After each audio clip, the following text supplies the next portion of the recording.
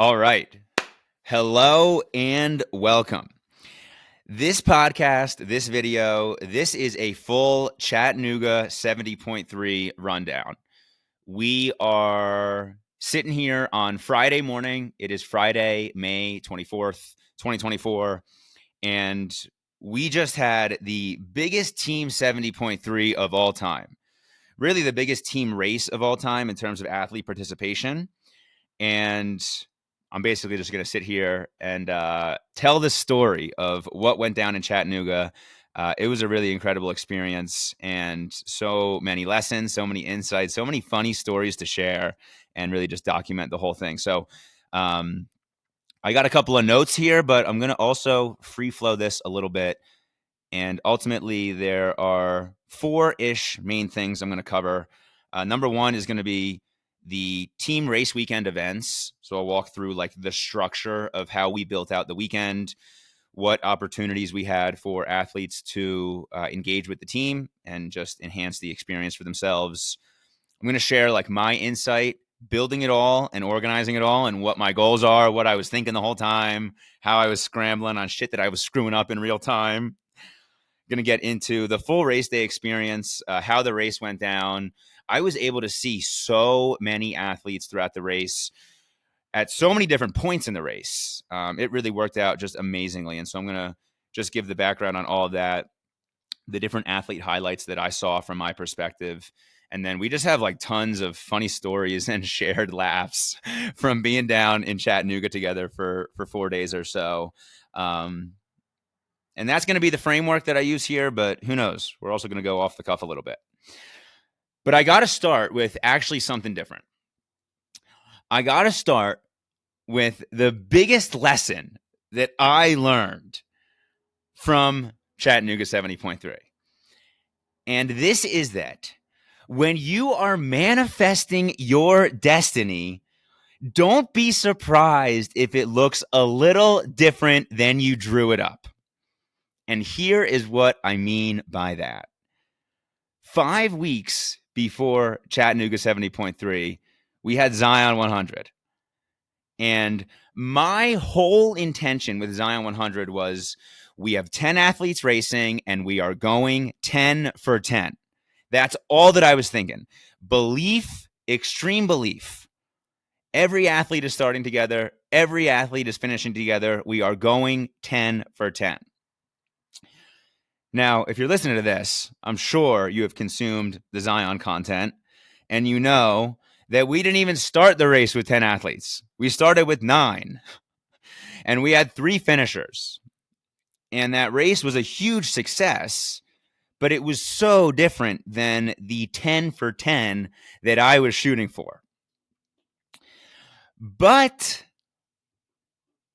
only 5 weeks later, the team is down in Chattanooga and we get our 10 for freaking 10. And I was just laughing on that as I was even sitting there like, I think it was the night before the race, and I hadn't even really considered the idea of like every athlete finishing. Like I felt really strong about the whole group, and I just wasn't even thinking about it in terms of we're going to go 10 for 10. And I remember sitting in the Airbnb with my dad, and I was like, oh, now that I'm thinking about it, like every athlete should definitely finish this race. And my dad's like, yeah, duh. And I'm like, oh shit. We got 5 first timers. We got 5 guys who have done a 70.3 before. And I wasn't really putting a lot of pressure on it, but all of a sudden I was like, damn, our 10 for 10. This is about to go down. And so that's the lesson. When you are manifesting your destiny, don't be surprised if it looks a little different than you drew it up. All right, now into the full recap here. So the team race weekend events. So the whole idea of doing a team race together, to me, is about providing opportunities for guys to hang out throughout the entire weekend, right?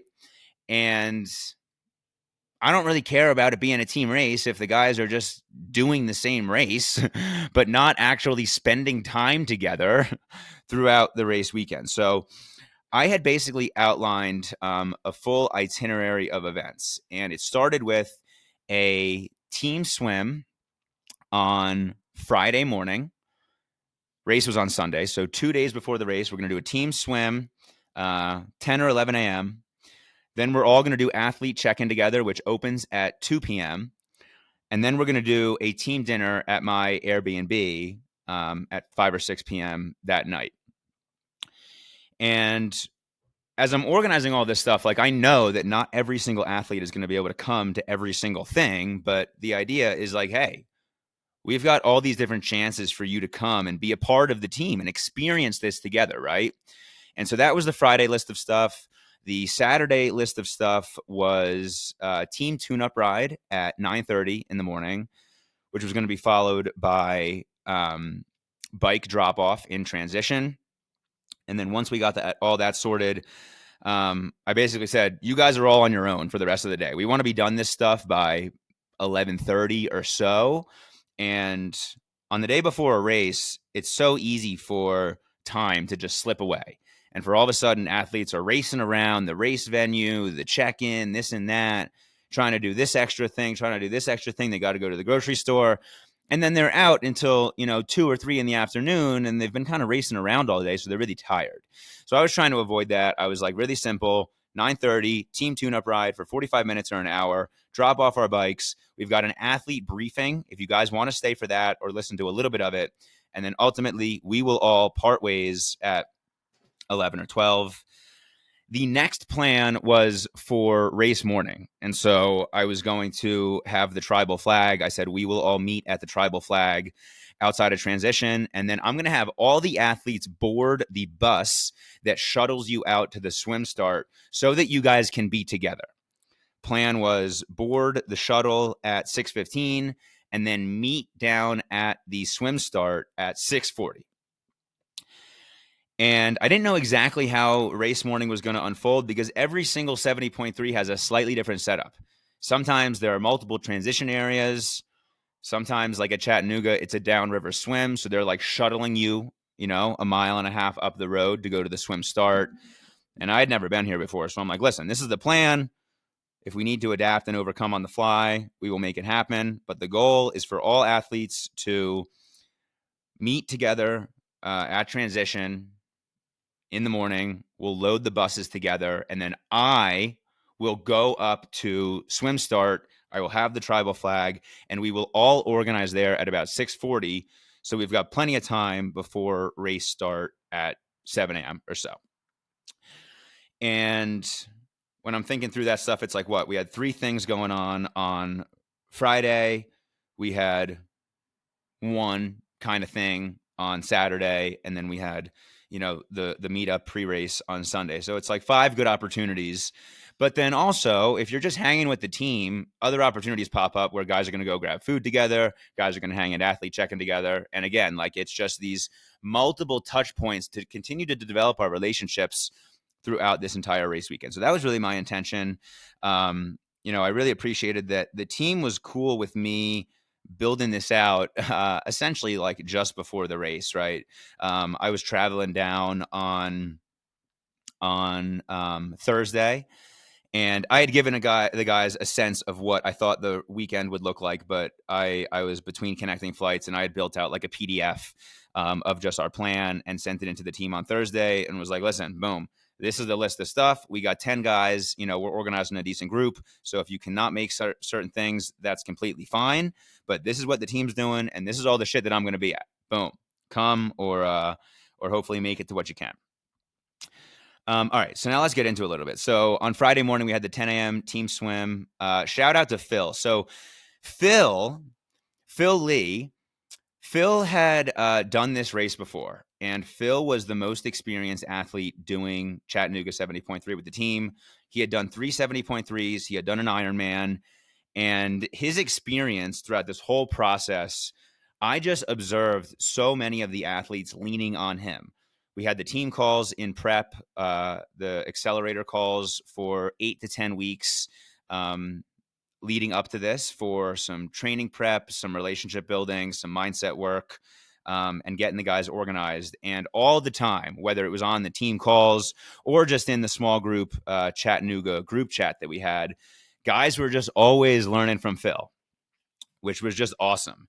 And even me, right? I'd never been to this race, so I can look all this stuff up online, but so valuable to have Phil on the squad and in my corner as I am building this stuff out. And the first thing, the team swim, we had great insight from Phil.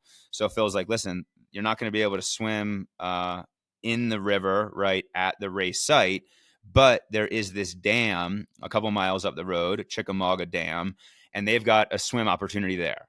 So I was like, sweet. That was where we decided to meet. And for that 10 a.m. team swim, we had myself, my dad was with me, Aaron Burke, Stephanos, Mason, and then Stephanos' cousin Imran was there, and Mason's girlfriend Aubrey was there. And first kind of funny story of the weekend. So we're hanging outside of the bathrooms as guys are changing and putting on their wetsuits and all that jazz, and we're just making small talk. And we're talking to Stephanos, and we're asking if Stephanos is he born and raised in LA? Like, we know he's from LA. Is that where he's from originally? And he's like, oh no, I grew up outside of Chicago. And, I don't really think anything of it. We continue on, and maybe I'll circle back to that in a few minutes. But we get into the swim, and this was really valuable for easing guys' open water concerns and for me to get a little bit of visibility onto guys, just their swim technique, and is there anything that I can give them to support them in these, final days ahead of the race. And one thing that really stuck out was guys kind of grinding through the top part of the swim stroke. So when your arm is above water in the swim, that is called the recovery portion of the swim. So that is supposed to be like easy effort. And the work of the swim stroke is all supposed to be happening below the water as you are sending water back. And what I was realizing, both in Aaron and in Mason, as I was like, it looks like there's a little bit of aggression on that recovery portion of the stroke. And that is setting guys up to either waste effort or have their heart rate rise a little bit.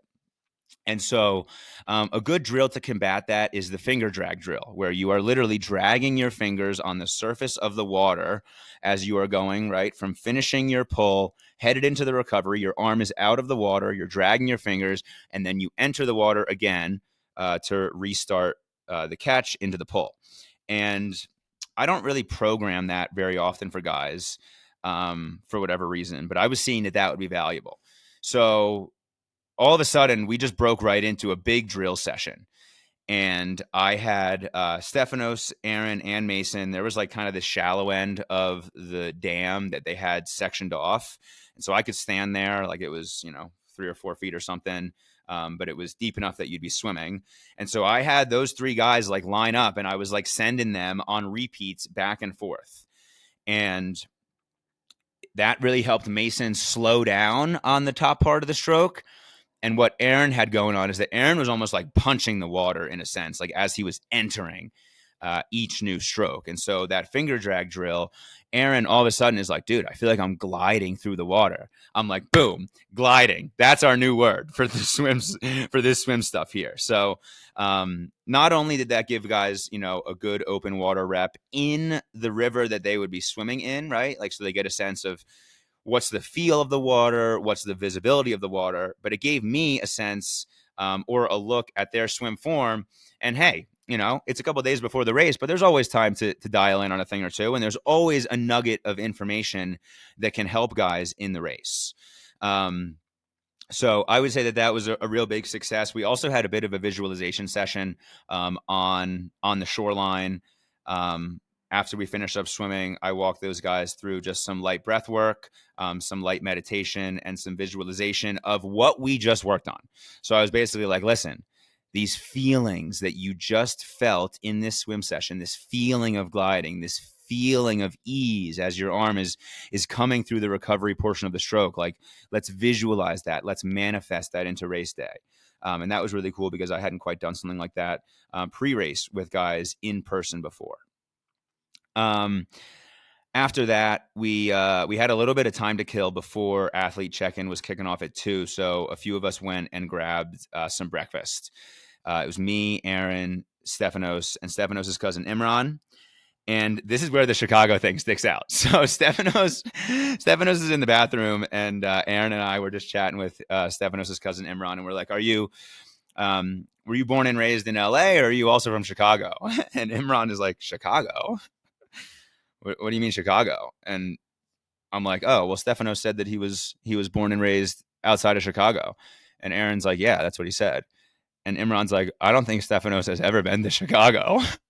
I'm like, I mean, I guess I could have heard him wrong, but like, I definitely heard him say Chicago, and I didn't think twice about it. And Aaron's like, yeah, same.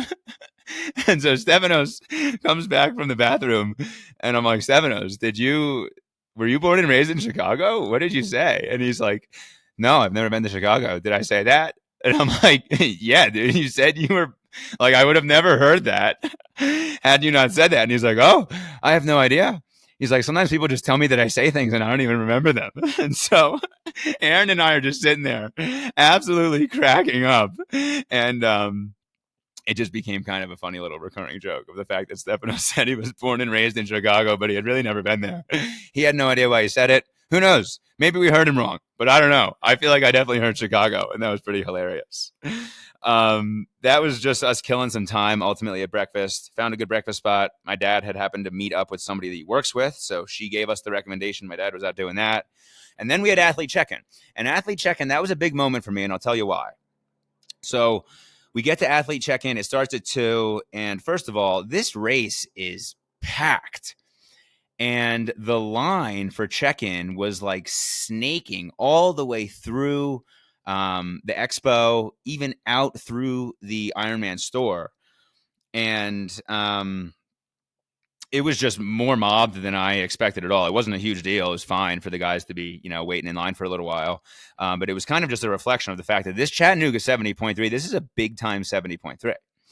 And if you're doing check-in right at 2 p.m., we were kind of waiting until 1:50 to walk over from the breakfast spot. But in hindsight, and when we go back next year, we might go wait there at, 1:15 or 1:30. But this was sweet for me because number one is we see other athletes there. So B. Riley is there. Matt Dalton is there. And so there's a couple different guys in line at different sections just based on when we all arrived. I think that B. Riley was with Stefanos. My dad was kind of solo. B. Riley actually was with Mason. I'm not sure if Stefanos was with them or if he was separate. And then Aaron and Matt Dalton were together. And so for me, I'm there and I got the tribal hat on. I got the tribal long sleeve on. And I'm just looking around and I'm like, there are tribal dudes everywhere at this race. And they're all decked out in tribal gear, which was just really, really cool because as we're building this team out and as we're building, larger athlete rosters for these team races, like the presence is growing. And, I've been at plenty of races where it's like, oh, you recognize certain logos. Oh, they got a bunch of athletes there. Right. And we've had a handful of athletes, do 70.3s together. We had 8 or so people at Muncie 70.3 back in September. But the setup of that was just totally different. The Ironman check-in was at this expo down in the center of the city. The transition area was out at this reservoir. It wasn't right in one location like it was for Chattanooga. And so for me, it just felt really special to just be walking around and seeing all those guys there. And the other special thing is that this was my dad's first 70.3. And my dad, I trained him to this race. We started in October or something like that. And I got to witness him experience for the first time, like the magic of an Ironman and the pageantry of the whole event, right? And my dad has done like the Broad Street Run in Philly before. So he's like done some events. He did a half marathon in the prep here. But an Ironman is just so different than a local running race like that, or even a local triathlon. Like this feels like the fucking Super Bowl. And so it was awesome to just bring him into that experience and just witness him be like, holy shit, dude, this is big time. So that was rad. And I got some cool pics of all the guys checking in and all that stuff. And then this ultimately lasted until, I don't know, probably pretty close to 4, honestly, 3:30 or 4. And the next thing on the list was the team dinner. So I basically said, all right, guys, I'll just end up heading back to my place now, and I will meet all of you guys, when you're able to come over, and we'll do team dinner. So my dad and we had grabbed groceries for dinner. And the menu was burgers, grilled chicken, broccoli, and sweet potatoes. And we ended up having we actually had 9 athletes come for dinner, which was just freaking awesome. We've done team dinners at Ironman Florida before, but not this many people. Right? So we have 9 athletes there. B. Riley was there, Matt Dalton and his wife, Aaron, Stefanos and his cousin Imran, Mason and his girlfriend Aubrey. My dad was there. Trevor was there, and then Phil brought his wife and his daughter, and then Logan was there. And we had just a great setup. My dad and I had this really cool rented cabin, and my dad was a lifesaver for me in handling the grill. Usually I'm handling the grill, which I love to do, right? So it's a little bit like I want to handle the grill, but I also have realized over time that if I'm handling the grill, that also means that I can't be just bouncing around and sort of managing the whole event. So it was just awesome for my dad to hold it down. I will also say it was a charcoal grill, which I think it was Logan and I were laughing. I was like, listen, I could figure out a charcoal grill, but it's going to be me on YouTube for 15 minutes. I got no idea what's going on. And my dad just knew exactly what to do. And it was kind of a small charcoal grill. And we had a lot of people there, right? I think there were 14 total people at dinner. So it was like, listen, we're doing chicken first. Then we got to get the chicken, keep that warm. Then we got to do burger rotations. We got to toast up the buns. And my dad just held it down. It was sweet. And there was also like a group that was hanging out on the patio with him, which was sweet. We're just shooting the shit. Logan came. It was badass. Logan was rocking the new hat that he had just designed for his business, Life Momentum. And so we got to talk to him all about, designing it up, building it out. It was a sample. So he's got the new or the full order is coming in soon. And then inside the house, we had a bunch of other folks helping out. So we had Mason and Aubrey. They were chopping up sweet potatoes, and they made these bomb sweet potatoes. They used some rosemary and some cinnamon, which I had never combined before, and they were freaking amazing. We had Stefanos helping out with making the burgers. And then I got to say, the savior of the inside for me was Stefanos' cousin, Imran. Imran had gone to culinary school, and this dude just operated like a chef. Like, just the way he's got like a freaking cloth over his shoulder. He's like just kind of lightly tinkering with and kind of touching and monitoring everything. And I'm like, boom. I got Imran holding down the oven and the vegetables inside. I got my dad holding down the grill outside with all the meat. And everybody's kind of mingling back and forth. We ended up having everybody outside at one point, got a cool team pic with all the family members there, which was sweet. And then I cannot leave this out. This is huge. Phil's wife had made these peanut butter balls that were like kind of this Indonesian flair of a recipe. They were peanut butter chocolate balls, and they had a little bit of decaf coffee grinds in them. And they might have been like a little bit smaller than a golf ball, maybe like 60 or 70% the size of a golf ball. And these were freaking amazing. And I haven't gotten the recipe yet, but this is going into the tribal recipe book. This might honestly be the first official team recipe item. I mean, of course, I've made the tribal toast, right? And we've done the bone broth rice. So I guess we do have some items on the recipe book. But in terms of like what's kind of like a solo recipe that you can make, I would say that these got to go in here. They were freaking amazing. And yeah, just shout out to Phil and his wife for bringing them. I got some ketones here. I got some coffee. I got some sparkling water. I'm going three drinks for this recording. So we're in this for the long haul here. Okay. The other part of the team dinner, I got to come clean and tell you guys where I had fucked up. I did not order the Team 2024 kits in time. I made a mistake every single year. This is the third year we've done team kits, and I'll just be real. every year I'm cutting it close. I'm cutting it close, but it's always worked out. And last year, this company that I use, Varlo, they had freaking insanely quick turnaround time. It was like 6 weeks from the time that I paid the invoice to the time that the kits were ready to be shipped. And I was kind of banking on that same quick turnaround. And we're getting close to the race. It's a month before the race, and some guys ask, "Hey, our kits in?" I'm like, "No, they should be in early May," is really what I thought. Well, we get to early May, and the kits aren't in. My dad is starting to freak out about his own size. My dad thinks that he ordered the wrong size, so he's kind of freaking out. I'm like, "Listen, it's going to be fine. We'll just figure it out for you. Like, just don't worry." Like, in my head, I'm like, I'm stressing the fuck out about these kits arriving. I don't even care about sizes. I'm like, you can wear somebody else's that ordered it who doesn't have a race till later.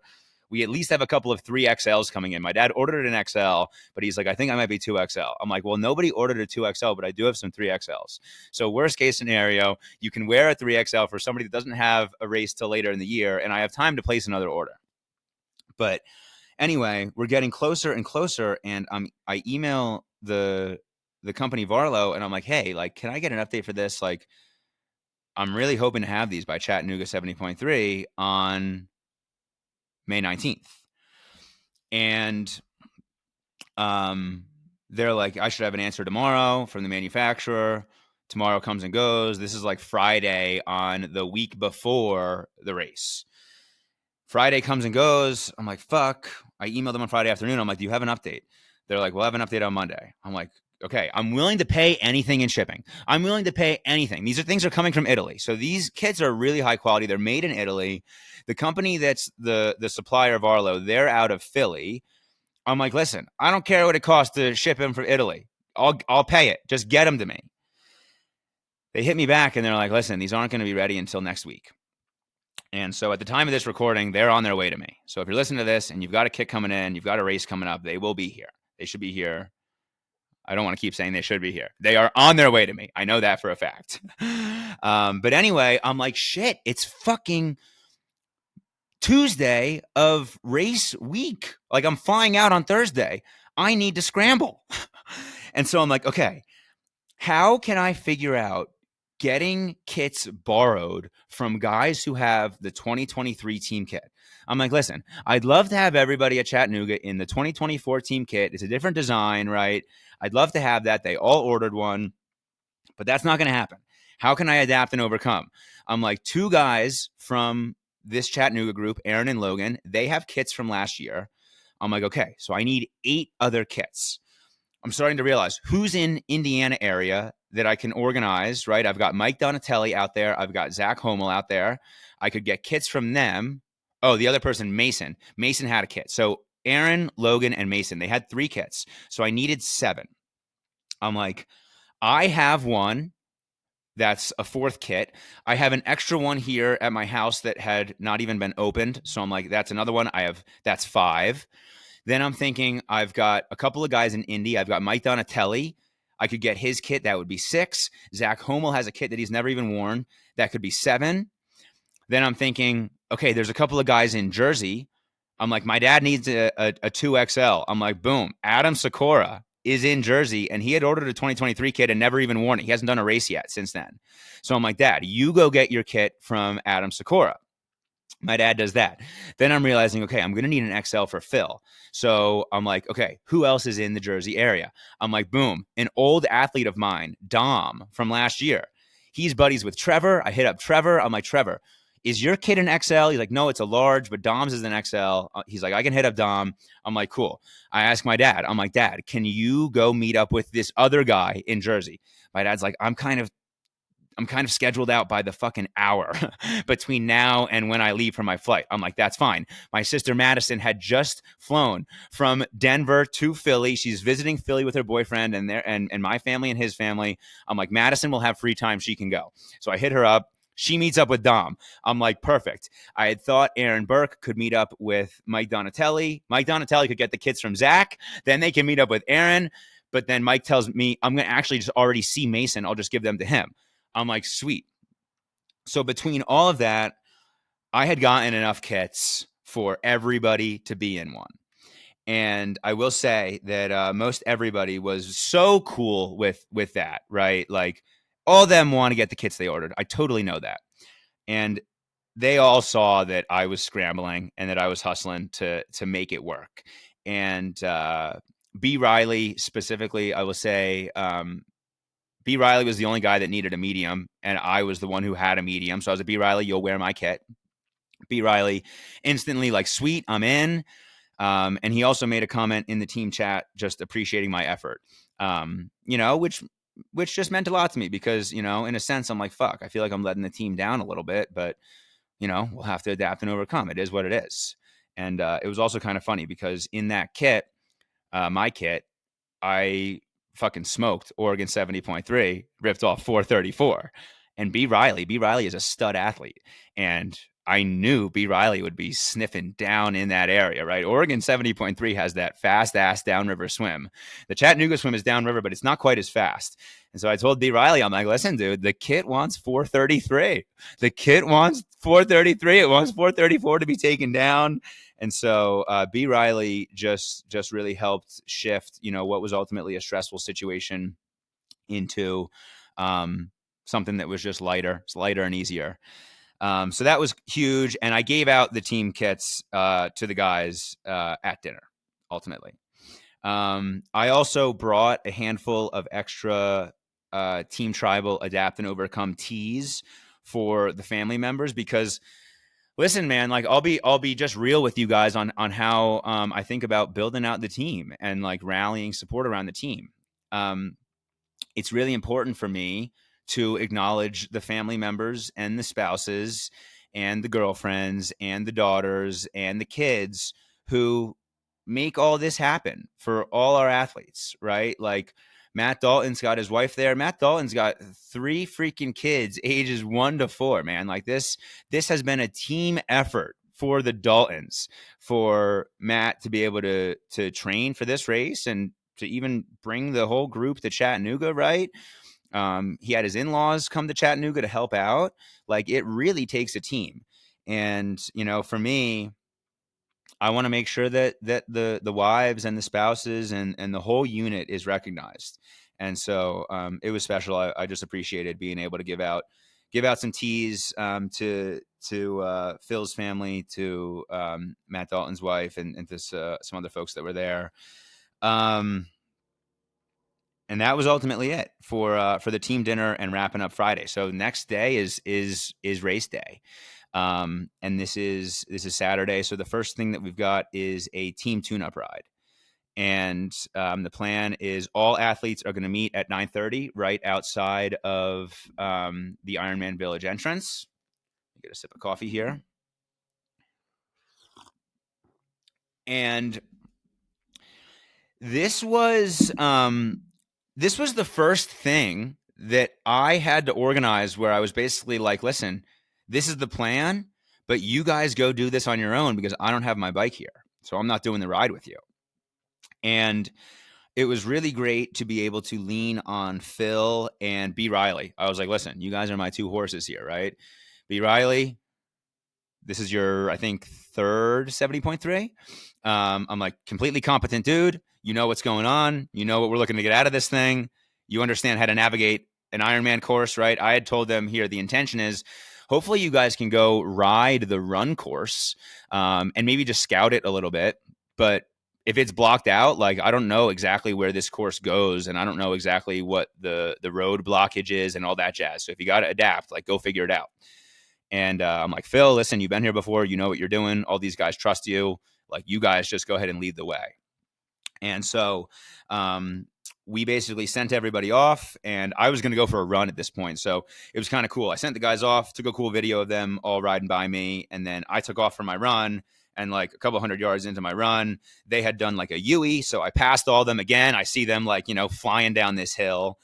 And then I get to go run, and I run a bit of the run course. So I run over this really beautiful bridge that we will get to, the significance of what is now the Tribal Bridge.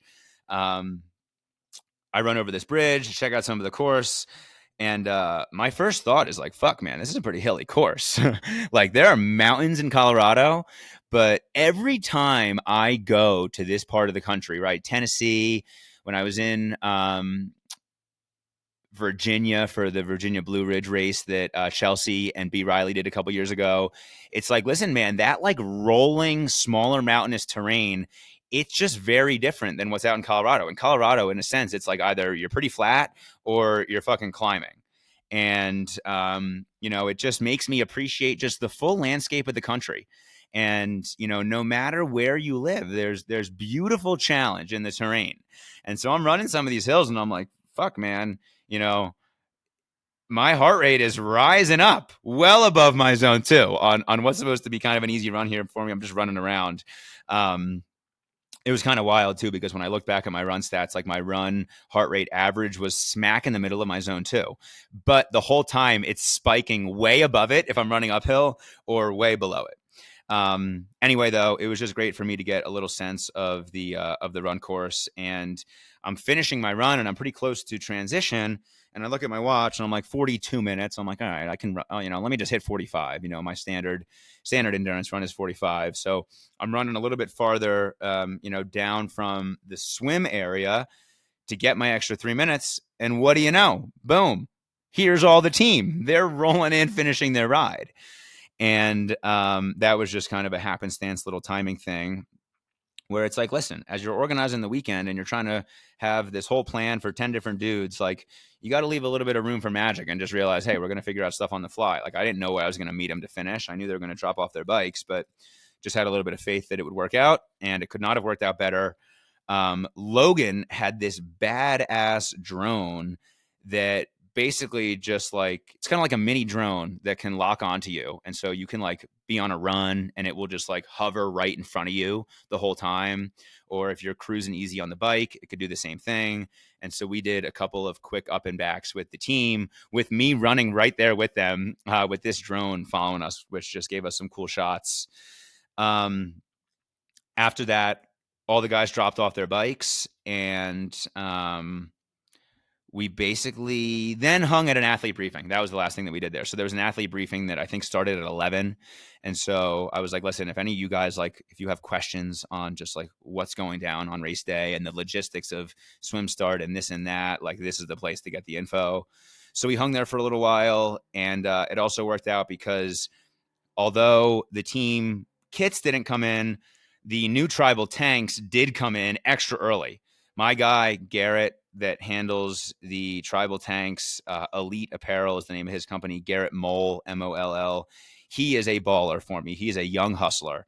He's just out of college, building this business, and he over delivers for me like crazy. And so I had told him I'd love to get these in time for Chattanooga, but like if they don't come in, it's not the end of the world. He hustled and he got them in for me. And so I brought them down to Chattanooga, and I was able to hand them out to a few guys right there at the athlete briefing, which was great. After that, we some guys went to go swim again. So some guys didn't. So we only had 4 guys at the swim on Friday. So some guys wanted to go swim. I was like, listen, you guys go swim, but here's what I warned the team of. I was like, a swim the day before a race, it can just allow time to slip away, right? You got to drive to the swim venue. Maybe it's 15 minutes, maybe it's 20 minutes. Then you got to allow 10 or 15 minutes for you to get out of the car, get into your wetsuit, get down there. Then you swim for 15 or 20 minutes. Then you got to have all that other process on the back end. Like it could become a thing that takes significant time. So if you guys want to go swim, go ahead and do it. But be cognizant of the fact that you don't want to be racing around town all day, until 3 p.m. So, we basically part ways there, and a couple of just like other kind of funny one-off stories go down for me and my dad and my own experience. So my dad and I's Airbnb, I guess I got a couple of things here. So my dad and I's Airbnb, it was about 30 minutes from the venue, and I didn't exactly know like 30 minutes, where in a sense. Like I obviously saw it on the map, but I just kind of figured, I don't know, it's 30 minutes up the highway. It ended up being 30 minutes away, but it was down the Tennessee River. So the river that they're all swimming in, it was to the west, and you had to go down this like somewhat janky, winding, bumpy river road for probably 20 minutes, right? So you're probably on the highway, heading west to Chattanooga for 5 or 10 minutes, but then a majority of the drive is going down kind of this janky river road where it's not so much like you're in the sticks out so far from civilization. Like I'm kind of thinking of like a rural PA where it's like there's nothing out there. Like we're close enough, to town and stuff like that there are houses that aren't that far apart, but we're kind of out in sort of like river country. And there are some houses that it's like, this house looks like it hasn't been updated in a couple of decades. And there are 3 or 4 cars out in front of the driveway, and I'm not sure that any of them can start.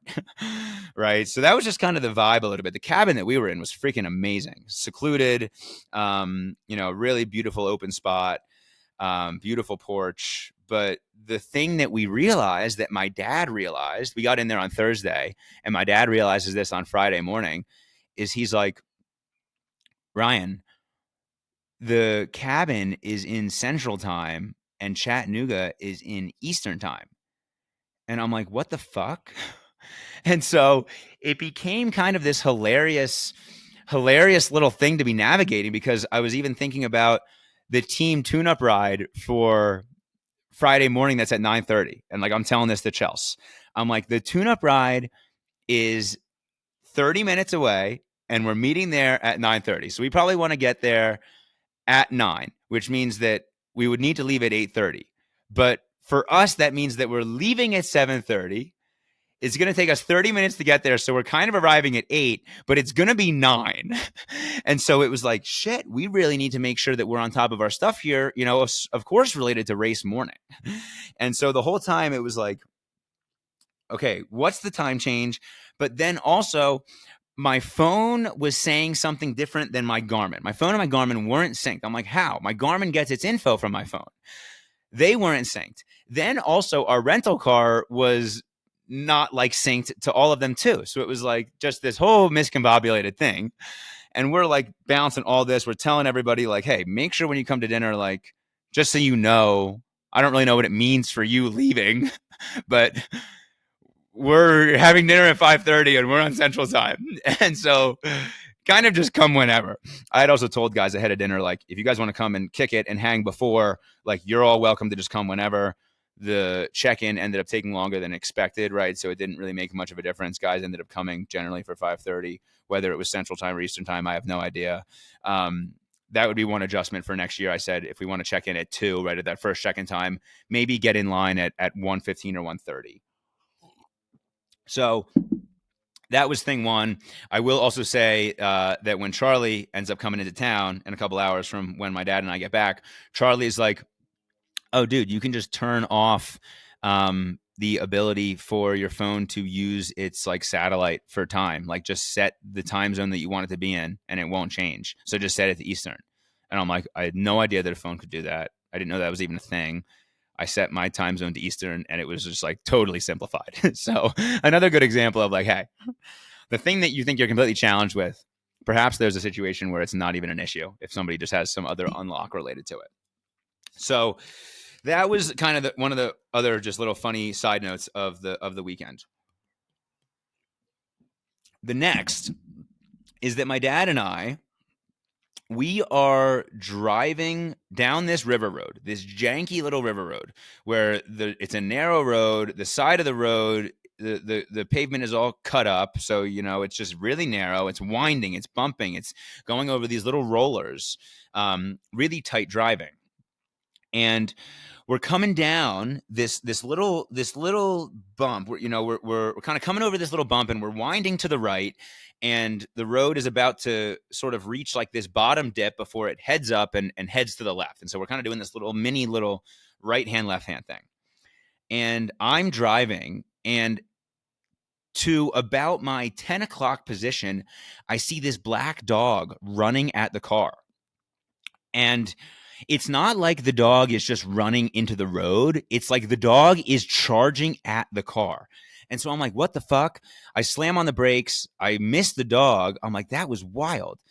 And I'm like looking in my rear view. I'm like, where's the dog? What was that?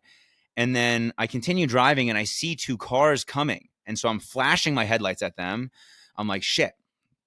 We pass those cars, and my dad is like, should we go back? I'm like, yeah, we should. And so we happen to be at like this driveway that has a Yui in it. And so I turn around, and in my heart and in my head, I'm just like, I I do not want to see two cars stopped. I do not want one of these cars to have hit this dog. Like, I just do not need this right now. And we drive back, and thankfully, no cars are stopped. So I'm like, okay, the dog is got to be fine. Where's this dog? And so we see this dog, and it's like kind of coming in and out of this driveway. So I'm like, all right, let me try to see if I can just go up to this house and give this dog back. And so we're driving down this driveway, and the dog is just like barking aggressively at the car. I'm like, what the hell? And this house was like relatively redone. So like I felt my intuition, like my gut instinct was like, all right, this is a kind of a decent house. The cars that are in the driveway, they look decent enough, right? Like this isn't some janky, you know, like kind of river country situation where someone might be answering the door with a shotgun. But with that being said, I go up and like I'm honking, and I see somebody open the blinds, right? All the blinds are closed in the house. And I see somebody open it, and like I'm waving, and I get out, I walk up, and the dog is like this black dog, and like it has some bit of like a black lab look to it, but like it also has some shagginess to it that's like just a little bit, a little bit rugged in a sense. And so I'm like kind of waiting, like probably a full 30 seconds go by, and I'm like, where the fuck is this person that just opened the blind in the window right next to the door? So I'm like knocking on the door, and then out comes this guy. And this guy, he looks like almost like he's like a middle-aged white dude, and he's definitely got a good bit of muscle on him. And he seems like he's like almost like a construction worker kind of a vibe. And he shakes my hand, and just like his presence, I was just like, I don't feel like this guy is pissed that I'm here, but I feel like he's excited for me not to be here. And I'm telling him about the dog, and I'm like, yeah, man, your dog, like the dog it was like running at the car. And so I just want to make sure, like, I assume you want to bring him in. And the guy's like, yeah, he's a tire biter. What are you going to do? He doesn't listen. And I'm like, what the fuck? And so I'm expecting this guy to like corral the dog inside. And the guy's just like telling the dog to go inside, and the dog is just not listening. And the guy's just like, whatever. And the guy's like asking me, he's like, you live around here? I'm like, no, we're in an Airbnb for the race. And my Airbnb, like it had something in the welcome notes that was basically like, hey, the locals don't like Airbnbs. I'm like, okay. And so it kind of stuck out to me that this guy asked questions that, allowed me to reveal that I was with an Airbnb. And I was telling Chelsea this story, and Chelsea, she really summed it up well from what I was describing to her. And she's like, it sounds like he's the kind of guy that he didn't care if his dog was killed, but he would kill you if you killed his dog. And I was like, boom, that was exactly it. And so basically, this guy tries to get the dog inside by telling the dog, go inside. The dog doesn't listen. I'm like, whatever, my job here is done. My dad and I are driving back out of the driveway. It's like a long driveway, probably 50 yards. And the dog is just barking at our car, running right along us. And it eventually sort of drifts back towards the yard, and we drive off. But it was a very bizarre situation. And I ended up telling the team, I'm like, hey, man, when you guys are coming for dinner, be very careful at this one section of the road right past the horse pasture. There's this dog that darted at our car, and the owner didn't give a shit. And it was kind of wild because Phil was the first one to get to dinner, and he was like, I hadn't even seen your message, but the dog ran at the car too. And so we were just kind of cognizant of this tire chomper is what my dad called him. And then a couple of times later, as we're driving up and down this road, going back and forth from whatever, there were other dogs that were just like walking themselves along the road, right? With no owners, no leashes. Some dogs just sitting in driveways at the end of the driveway right along the road. So who knows, man? Maybe that's just river life. Okay, so my dad and I get back to the house. I don't know. This is like probably 12:30 or something like that. Charlie, content Charlie, he gets in at about 2. It was sweet. It was my dad's first time meeting Charlie, so we're hanging for a little while. And then my brother, who was driving from North Carolina, he comes in and he was going to get in at like 3:30 or so. And my brother, I was like asking him about his plans. I'm like, when are you thinking you're going to get in? And he was like thinking that he might get in later. I'm like, just what do you have going on in the morning? Like, just why don't you just come sort of sooner? Like, you don't need to wake up at 3 a.m. to drive, but like, just sort of come first thing in the morning. He's like, oh, I was going to go for a run, but I'll run when I get there. So I'm like, all right, I'll go for a run with you. So my brother gets in and, you know, we whatever have him decompress for a second. And then he and I go for a run. And this is unrelated to the Chattanooga race, but this is just a hilarious story with my brother Chung and I. So my brother's like, I've been doing, you know, 60-minute runs. So I'm like, all right, we'll just run down this river road for 30 minutes and run back. And my brother and I are having a great run together. The challenge of this bumping river road is real. Like, some of these climbs are like legit. You know, we're working, but we're having a great run together. My brother is in the middle of he just launched basically a piano tuning business, and he just had his first client this past week. So I'm getting to talk to him all about that and what that is unlocking for him, how he's seeing the business evolve. He basically tuned up somebody's piano for free that was trying to give it away on Facebook Marketplace. And then since he tuned the piano, this guy had not given it away. He couldn't find anybody to take it for like months. And instantly, since it said it was recently tuned, he got rid of it in the next day. So I'm like, boom, you have a whole new market on people that are trying to get rid of pianos, because pianos are a pain in the ass to move. And if you're stuck with a piano that you don't want, you need to get it off your hands. Like, it's hard to. So whatever. We're just chatting about that. But then we are on our way back, and my brother Chunk, he goes, I have to take a fucking shit. And I look at my watch, and we're at 45 minutes. And so instantly I know there is no shot he's making it back. If you need to take a dump mid-run to the point that you have to say something, you are not lasting 15 more minutes. There is no way.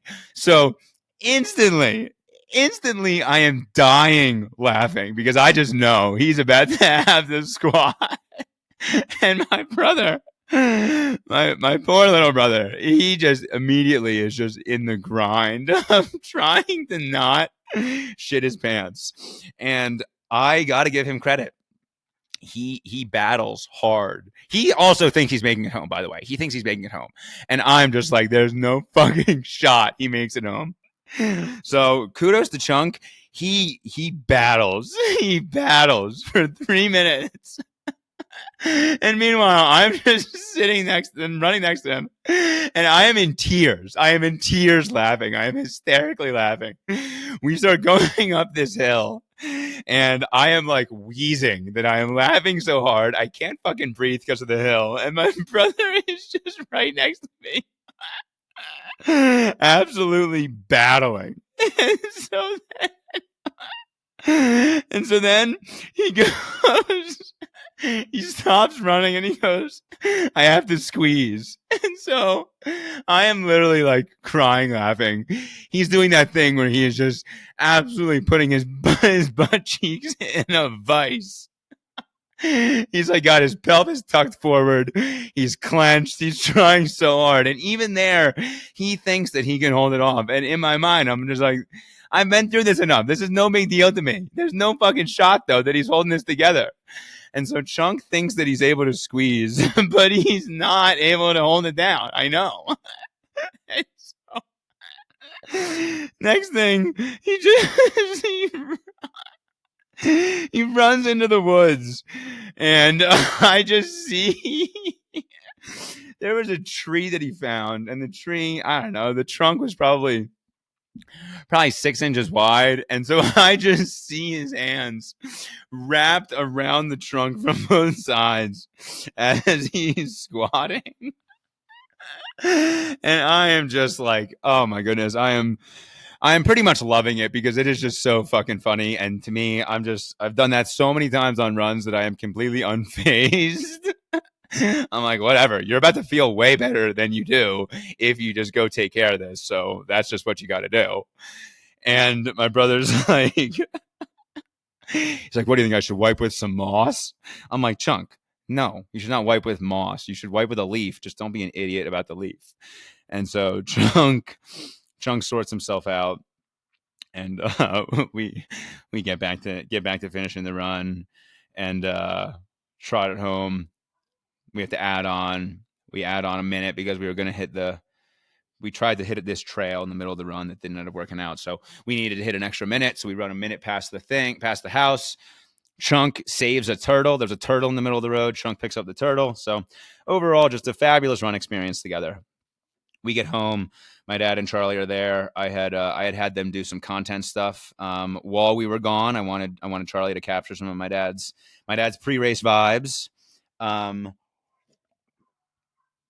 then the four of us we make dinner together. My dad holds down the grill again, and we're just kind of shooting the shit, and we end up playing some cards to kind of wind down for the evening. And we basically called it that. We called it that for pre-race stuff. Oh, the last thing to add in. So the tribal training unity axes, baby. So I haven't really publicly shared this much. I haven't shared anything on this, honestly. But one thing that I did for the Zion group, maybe I'll just share it in this video here. If you're watching this on YouTube, you're going to get a real look at this. Boom. Tribal training unity axe. Check this badass thing out. So, I like to do special things for people inside a tribal, and I like to create ways to commemorate their experiences that are a little bit more meaningful than just a finisher shirt, right? Because I see everybody doing these big time endurance events, right? We got 4,000 people at fucking Chattanooga 70.3, and most of them are just going to leave, right, with a finisher hat and a t-shirt. And I see that at Ironmans. I see that at Ultras. And I have built out the Mug Club, right? Tribal Training Mug Club for the guys who finish the Team Ironman. And I wanted to do something for Zion 100, but I didn't really know quite what to do. And back in September, my wife Chelsea and I were up in Steamboat. And I won't go into the full story of the Unity Axe. There will be a video that comes out on that. But long story short, these authentic Native American axes that are hand assembled by a member of the Cheyenne tribe down in northern Arizona, I got a bunch of these for the team that participated in Zion. And I decided to name these Unity axes because these were not just for finishers. These were for every single person that participated in the experience. And I had just sent them out the week before Chattanooga. So I mailed them out to all the guys that were at Zion. And I wanted to give Charlie one because Charlie was a huge part of Zion, right? Charlie was at Zion. He documented the whole thing. He got this incredible content from the experience, but he also added so much support, right? And the whole crew that we had there, they were like just in love with Charlie, and he added so much to the experience. So I wanted to give him one as well. And so I brought his down to Chattanooga and gifted it to him there, with also the knowledge that, boom, I'll be able to take some great photos with the axe, and I'll be able to film a video on the axe and what it means and how it all came to life. So Charlie and I filmed that before dinner, and then we ate, and then we played cards, and we were just kicking and chilling. Okay. Do I want to go into the full race recap now? I think I do, but I think that I also want to just pause this, and maybe I'll just call this one the pre-race, build up and lead into race day, and then maybe I'll do a separate podcast as race day. This is 58 minutes here. I think this is a good time to pause. I'm going to take a leak, and I will be back in a few minutes. Thank you for listening.